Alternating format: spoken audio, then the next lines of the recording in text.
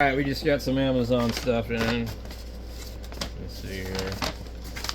Here.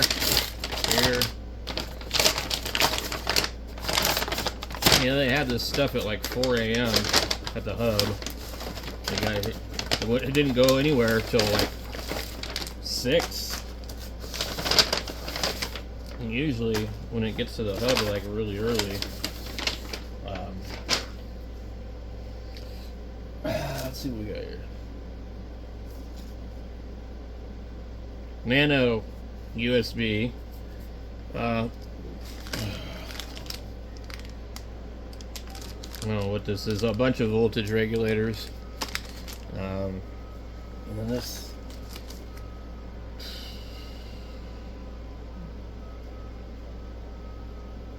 Pack of 5. What?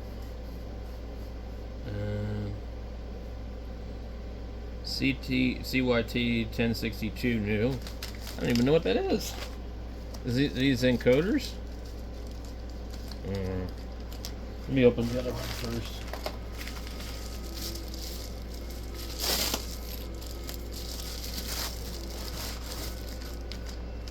I don't know. This might be encoders. What does it say it is? It says something for replacing PLLs. So this is probably the synthesizer boards. Yeah. So we had 3 of these.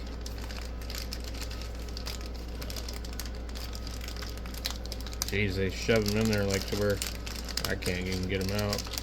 Come on, man. Are they all taped together? No, they're inside of another package. Okay. Hey, it's just like it comes on a roll. Anyway, cool. We got those. They shoved them into a bag that they barely fit in.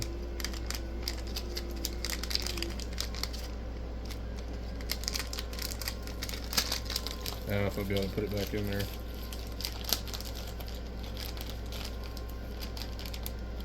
I don't know if we're going to get to any of this tonight or not. I got a lot of stuff to get caught up on.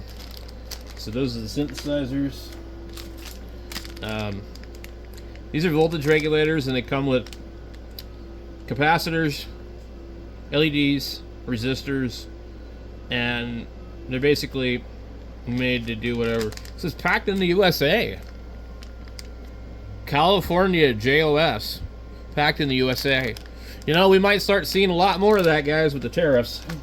Now, one of the reasons I ordered a lot of this stuff lately was because of that reason. So these, well, I think these are probably encoders. Just like double stuck. Yeah, they did a good job on that. Let me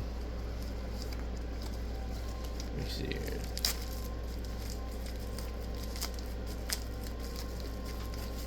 I try not to like completely tear up the packaging. Oh, cool. So here's an encoder. Okay. Let's have a look here and see.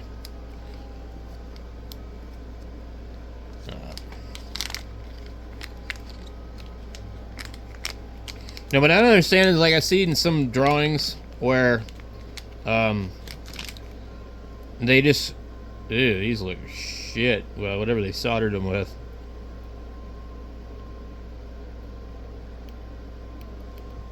Okay, it's got the push button.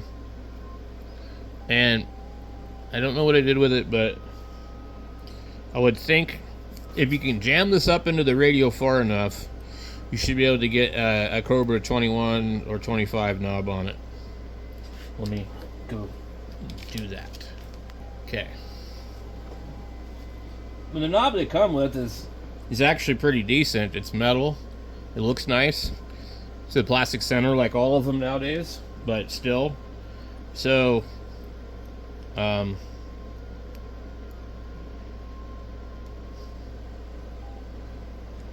so you wouldn't be able to like put this in a traditional Cobra radio because you don't have enough hanging out of there. But I wish that they wouldn't have designed them like that. But once you figure out how to set this up in the radio, I need to look and see what the Troy radio kit actually looks like. I think maybe they have like an installation video, but anyway, so what I wanted to look at here is to show you how nasty that looks. But I think what I'm not mistaken, maybe the Circuit Secrets dude will watch this video and tell me, but I think that the job of the resistors is to create where it stops it from making noise on the encoder and make it kind of cleaner. Because I guess it's supposed to be making a pulse. I don't know. Is there something else in here that does that? The label is CLK, which isn't that usually clock. DT, switch, plus, and ground. So I don't know exactly how these things work, to be honest with you. A diagram of it just shows like 3 wires, but there's also a push button switch.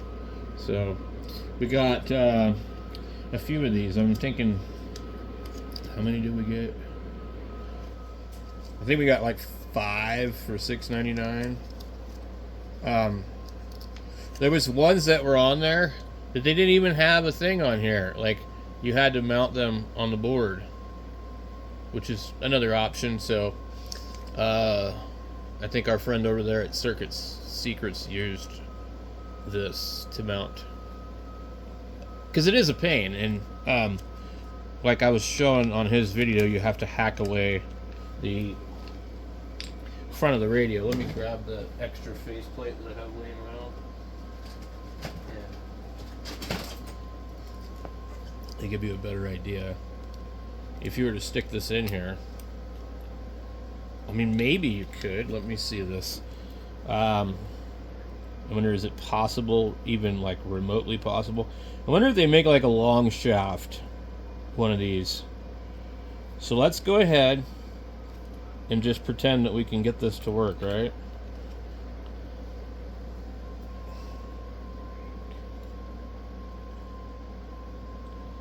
I don't even know if I can. I'm having trouble just getting the nut to go on it. Okay. Where's my socket? I had a socket out here for this type of thing. Anyway, let's see. So no, we're not even close to making it work, unfortunately. So you've got to get all that out of there.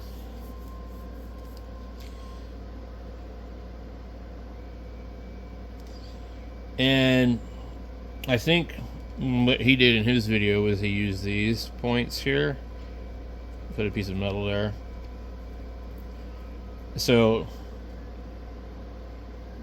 I would probably want to like 3D print something, you know, and make something that will hold the display and the encoder. But, well, you know, to try and get it in there and have it centered up, it's going to be difficult. This isn't going to lend itself well to being centered up anyway, because that is much smaller than the old encoders that they used. But anyway, on something like my Cobra 139,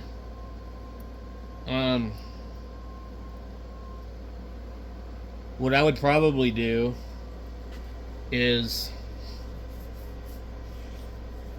maybe have no display, but just put an encoder into it.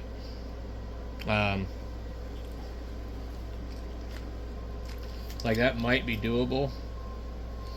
See, the 139 has a 23 channel dial, so that makes it kind of difficult to put a display into it without hacking it up. And ultimately, this is probably what it will go into, is that radio. So we have here, we have, I guess, a nano. Oh, they didn't advertise that it came with a cable. Cool. I don't think the one I...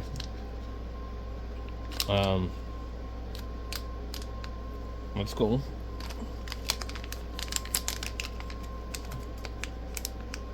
Just get the pins on it already. We don't have to solder them. I can put it on a breadboard. Now, some people want these without the pins already, which, like, I totally get it. I think that might make more sense, because then you can solder a wire, you know. Otherwise, you need to put this in a breadboard. So, I'll have to figure out what I did with my breadboard, but that's definitely what I'll do for this one, to play around with it, make sure it works before I do something different. I'm going to probably try to stick to using like stuff like this, where I can easily hook it to it. So I just need one for the display, I need one for the encoder, and one for the signal generator. So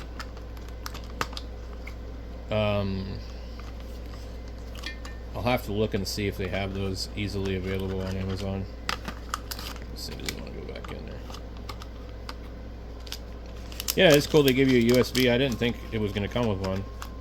It doesn't show one in any of the documentation.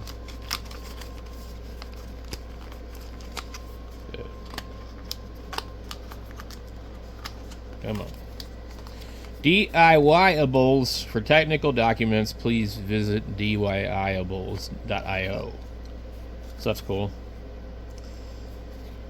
I couldn't see actually ordering a legitimate, one. So tomorrow the opticouplers should be here and the voltage regulators. And then like I said, I've already got a couple of displays over here. So the pile is growing. We've got this one, which I'm not going to use. That's basically... Oh, it was just lit up. It said DMR. Andrews sent me this one. After I ordered one on Amazon. I don't remember what I paid for it. Hold on a second. Unlog this contact in here. I'm on 20 meters right now. I'm doing FT8. Oklahoma. Right. So yeah, I'm on 20 meters right here. Anyway, back to the stuff here. So I've got the display I'm going to use is going to be the 0.96, unless for some reason I need a bigger one. The pinout's the same. We've got encoders for projects. A lot of people complain they order these encoders and they get the wrong knob. I think it's pretty funny. But anyway, I'm not 100% sure what I'm going to do, but first I need to get things going. And here is a case for a voltage regulator that I already have somewhere. Here's a little meter that we'll use probably just for an example on the breadboard. And it's actually calibratable. I bought a bunch of these to use a monitor my battery bank cells in the my solar, my off-grid solar. So what else we got? We have not tried this liquid flux out yet either. There's some interesting reviews on this crap. This is the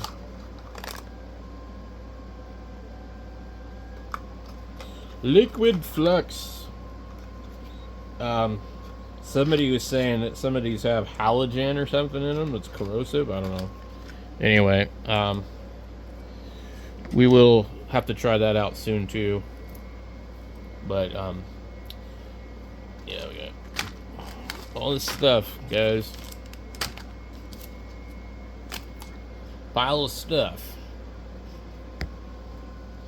So there's the 139. You know, like I was saying, I'm like, I don't know. You could just, you know, put a dummy dial in it. You could maybe just get a 40 channel dial from somewhere, but it might not have the right, you know, thing. So I think with that one, either, I don't know, you can either just do something external. I'd rather have something internal. I don't really like having all that extra stuff out.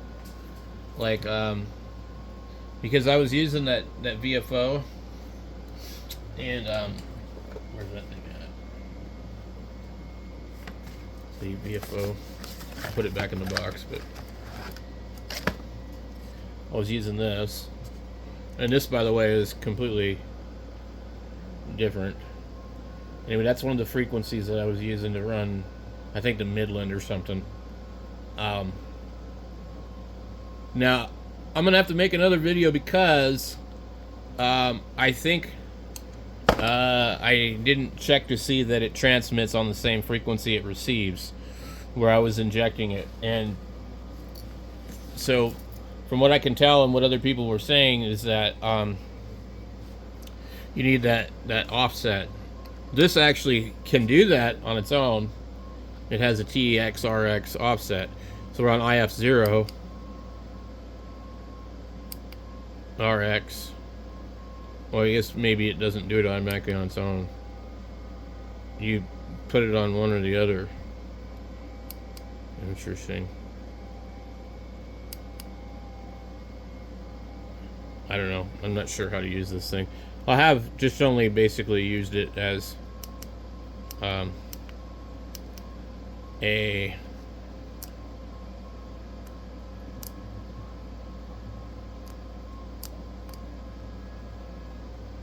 oh, look, you can set the IF.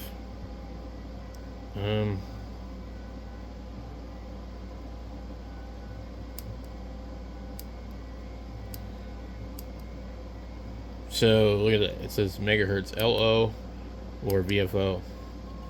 The local oscillator is at 10.7. I wonder how you change that. Oh look, now it says IF 455. Wow. Okay. So now maybe if I set the IF to 455, will this actually like mix the correct frequency?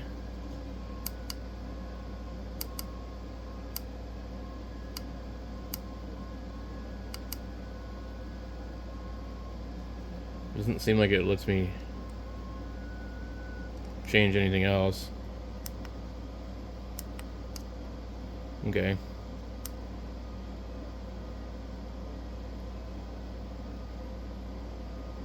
Alright, that's...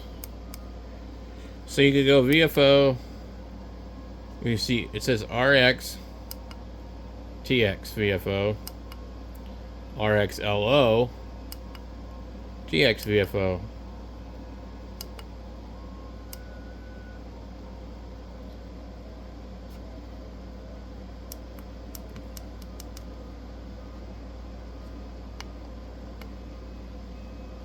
Oh, I just did something else. I didn't even know it did all this. General. Oh, I think actually that's just because medium wave, 82 meters.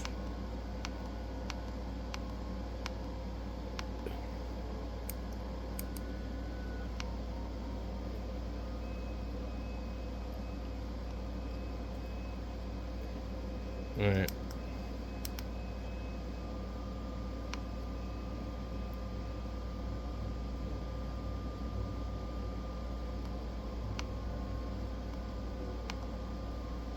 WF air.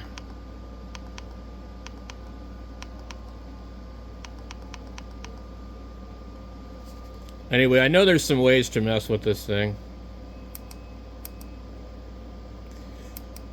but without having to trigger to switch things and do offsets and stuff like that, I'm not sure what you can really do with that one. But anyway, I just wanted to make a video to let you guys know what I'm up to with all this stuff. We're gonna make something work eventually.